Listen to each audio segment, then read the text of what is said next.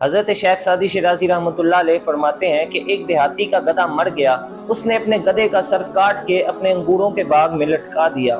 وہ دیہاتی توہم پرست تھا۔ ایک نیک شخص کا اس کے باغ کے قریب سے گزر ہوا تو اس بزرگ نے اس گدھے کے سر کو لٹکا ہوا دیکھ کر اس دیہاتی سے پوچھا کہ تم نے کیا سوچ کر یہ جو گدھے کا سر لٹکایا ہوا ہے، یہ تم نے کیا سوچ کر لٹکایا ہے؟ تیرے ذہن میں کون سا خیال آیا کہ تو نے یہ جو حرکت کی ہے؟ اس دیہاتی نے کہا کہ میں نے اس کا سر اس لیے کاٹ کر یہاں لٹکایا ہوا ہے کہ یہ جو میری انگوروں کی بیلیں ہیں جو پھلوں سے بھری ہوئی ہیں، جن پر پھل لگا ہوا ہے، یہ اتنی پیاری لگ رہی ہیں، تو میں نے گدھے کا سر اس لیے لٹکایا تاکہ ان کو نظر نہ لگ جائے، یہ نظر بد سے محفوظ ہو جائیں۔ تو اس بزرگ نے، اس اللہ کے نیک بندے نے کہا اگر تو نے یہ سوچ رکھ کے یہ گدھے کا سر یہاں پر لٹکایا ہوا ہے تو تمہاری یہ سوچ بالکل غلط ہے اور تم بھی بالکل غلط ہو۔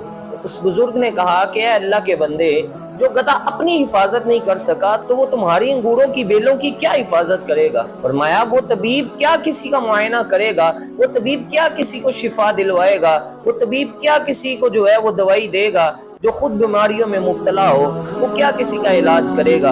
اللہ رب العزت سب کا محافظ ہے، وہ ہر چیز کی حفاظت خود کرتا ہے، جو بھی ہوتا ہے وہ اللہ رب العزت کی طرف سے ہی ہوتا ہے۔ حضرت شیخ سعدی شیرازی رحمۃ اللہ علیہ اس حکایت کو بیان کر کے فرماتے ہیں کہ توہم پرستی ایک لعنت ہے، جو اس میں مبتلا ہو جاتا ہے وہ اپنے ایمان سے ہاتھ دھو بیٹھتا ہے۔ اگر کسی انسان کا یہ عقیدہ ہو کہ اللہ رب العزت کے سوا کوئی بھی اس کا نفع نقصان کا مالک نہیں ہے، جو ہوتا ہے وہ اللہ رب العزت کی طرف سے ہوتا ہے، تو کوئی بھی چیز اس کو نقصان نہیں پہنچا سکتی، دنیا میں بھی تر جائے گا، آخرت بھی اس کی بہتر ہو جائے گی۔ اللہ رب العزت ہم سب کو عمل کی توفیق عطا فرمائے۔ السلام علیکم ورحمۃ اللہ وبرکاتہ۔